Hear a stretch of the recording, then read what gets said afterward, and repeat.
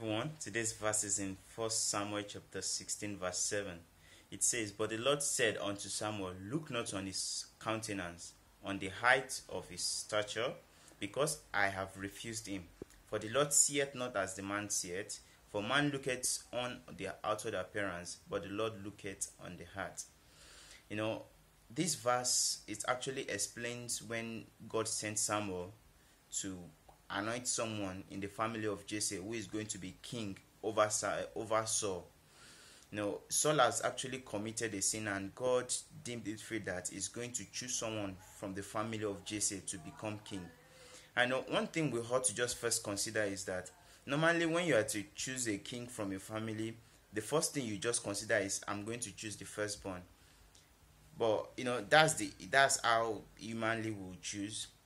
But we could see here, actually Jesse had 8 sons altogether, but at home at that present day there were just 7 of his sons, and all the 7 were to pass through Samuel's front, and God is going to select one.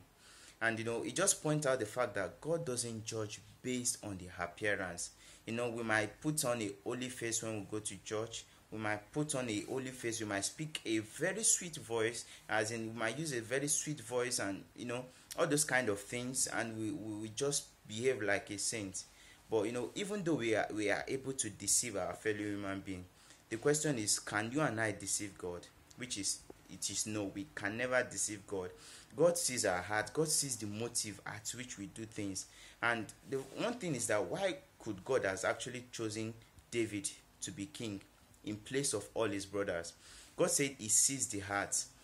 God has seen David to be an hardworking person. God has seen David that is someone that will walk after his own heart. So the question is, will you walk after God's heart? Will you always seek God more? Can God entrust you with a kingdom? Because this is what actually happened here. Amongst the 8 sons of Jesse, David was the last of them all, and they were David's brother. They were handsome, they were tall, that they could look good as a king. But God said, no, I don't look at the outward appearance, I look at the heart. We as human beings, we may be easy to judge based on what we see. As some people will say, don't judge a book by its cover. But it's so funny that that's what we do when we just see something, when we see someone, because we can actually discern their heart. It's not for us to discern our heart. We can't penetrate to their heart, but it's only God that can.